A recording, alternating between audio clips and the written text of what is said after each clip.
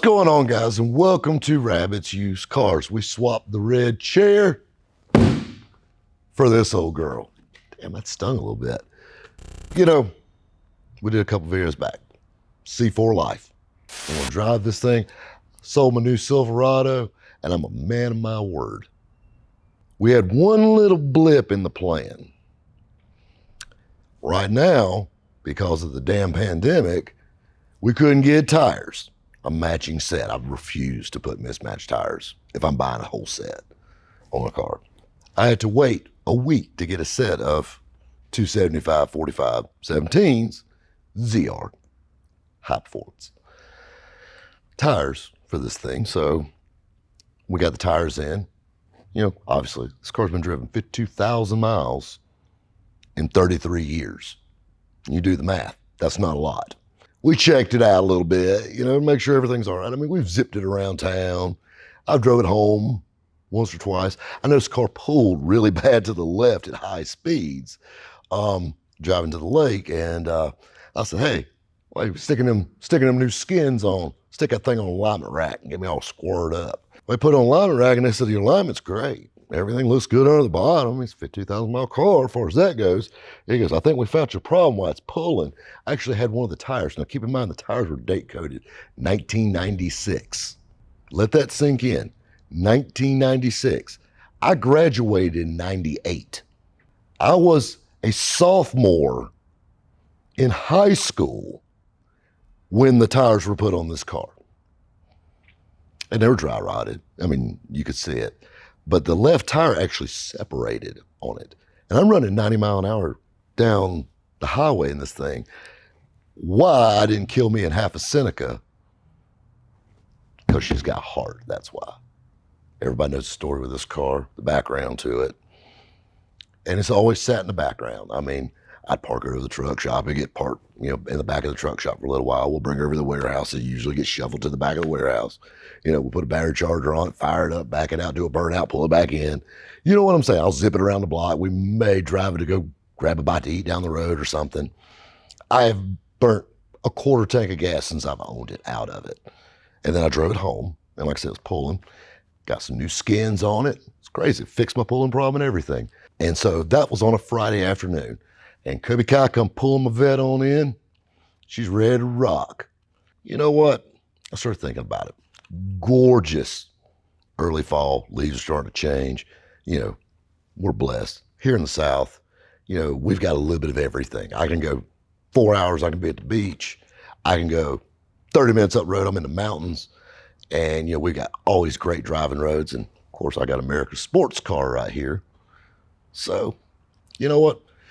Friday evening, I had to take care of a little business down at the lake, so I drove down to Seneca. And I mean, I'm driving down 123 in this thing and just going down there. And you can keep in mind, we got a little stretch, we call it the Big Road. Probably shouldn't throw this out there, but it's kind of like the hillbilly Autobahn through there. I'm pretty sure it's got a speed limit, but I don't think nobody really knows what it is. You know, hell, I'm riding down the road, old vet. I mean, for a C4, I mean, hell, road good, new tires, you know, everything's squared up on it, lined up. Hell, I'm driving down the road in it. Hell, bust her in the ass. I look down, we're running 110 mile an hour in this thing. I'm running 110 mile an hour in a 33-year-old Corvette that I bought off a budget buy used car lot in Nashville, Tennessee. I'll be honest with you, the faster you go, the smoother it got. Squeaks and rattles stopped.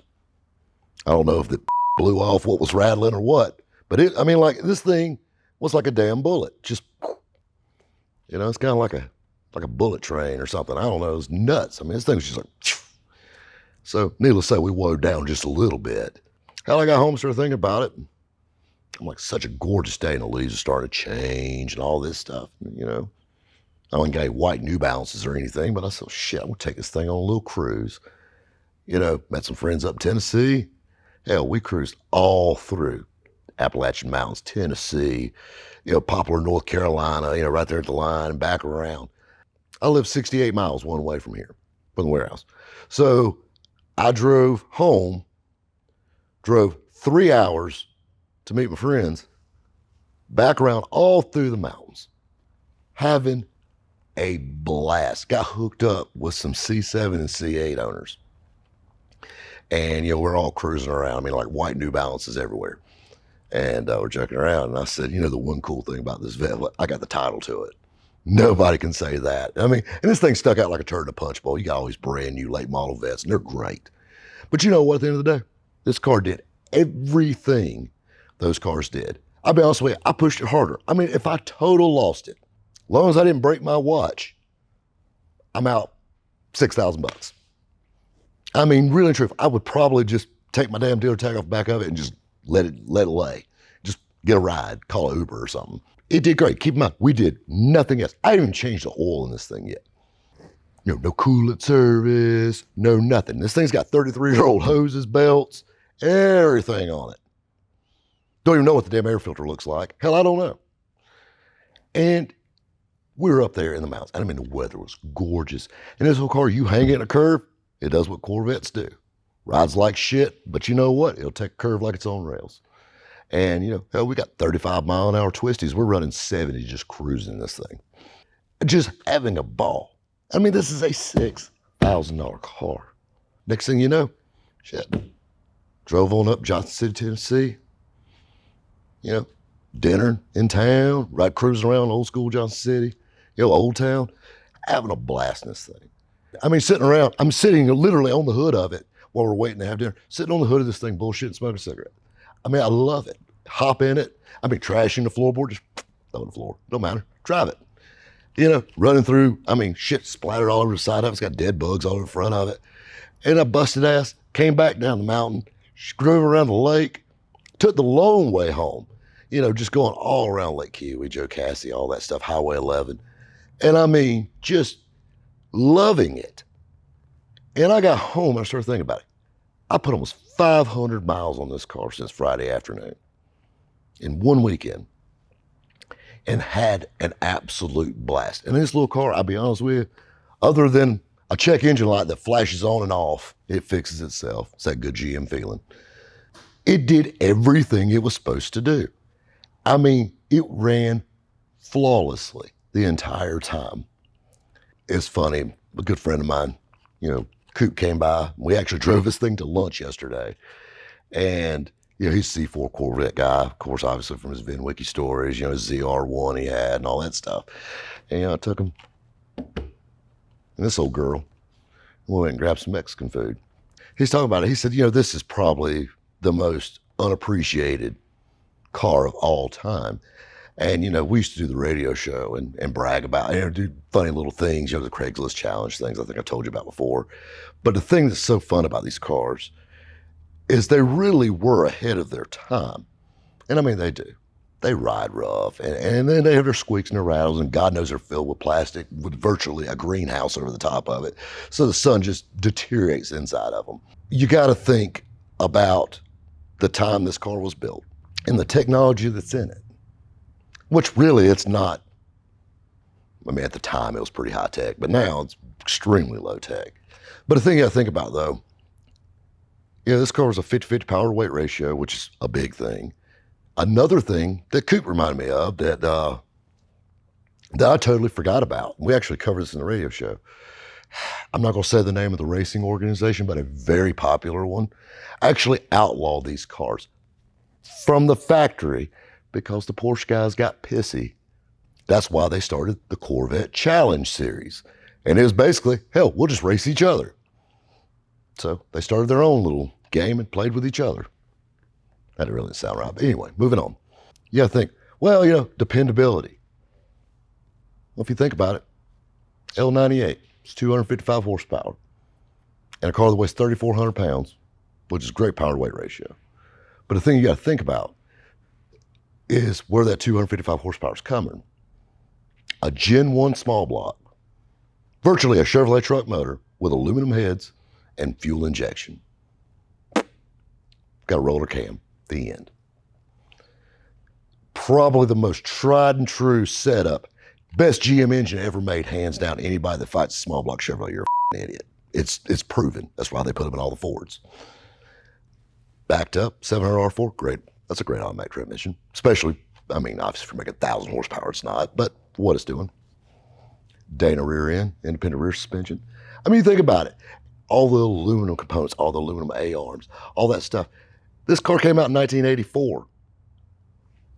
compared to a C3 vet, it's like a John Deere tractor compared to a damn space shuttle with this car.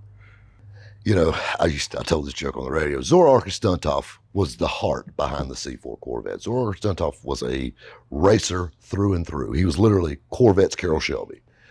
It was been with General Motors for years and all this stuff. And I joke around. Zora Arkus-Duntov died in 1985. And I think a lot of it had to do with, he's an old dude anyway. And he died in 1985. You know why? Because his job was done, because he made the perfect Corvette. They wanted a Corvette that was a world car. They did. You keep in mind, in 1988, this is actually one of the fastest cars on the road. Like supercar fast. I mean, you gotta think, even Countach's weren't hitting on a whole lot in 88. And reliability-wise, not even close. The thing that's so cool, though, about it is, and everybody talks shit. C4 is literally the ass of every Corvette joke. But the thing you gotta think about, man, that C5 rides good, and that C6, and this, and this. Do you think they would have ever got there from a C3 to any of that stuff without this car? This car paved the way for Corvette and put the Corvette in a whole nother category.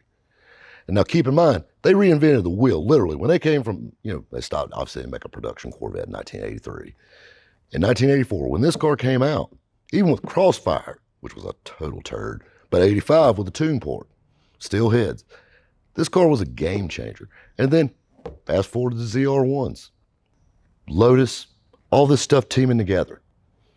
And they did it again. I mean, we had a car that was outrunning Vipers before there was Vipers. And then when they built the damn Vipers, still didn't outrun it. And, and that's the crazy thing. And then, of course, the later years in the C4s, they even get better. I mean, collector's editions, LT4s, the LT1. Everybody cracks about the LT1, but the LT1 was a pretty cool motor all the way around. And I get in there again, a stepping stone to the almighty LS. And the thing that tickles me the most is like 96 was the last year for the C4 Corvette. The thing that's really cool about it is do you know an LT4 96 Vet, which was every 6-speed Corvette, had more horsepower than a 97 LS1 Vet? Something to think about. Guys, I think I'm gonna drive my car to lunch. We'll catch you next time at Rabbit's Used Cars.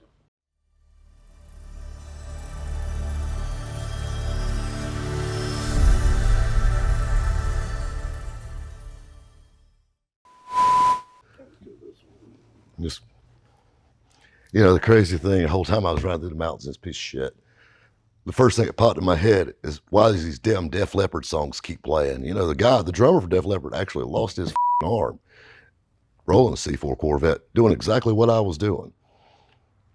Makes you think. What's his face for, what's his name, Van Zandt? Who's the lead singer? Ronnie? Or, not Ronnie, that was Leonard Skinner. Yeah. I know you're talking about, though. Didn't he kill that guy in C4? I don't know. I don't know about that. All I know about it's actually just this. But you know what I mean, from Def Leppard.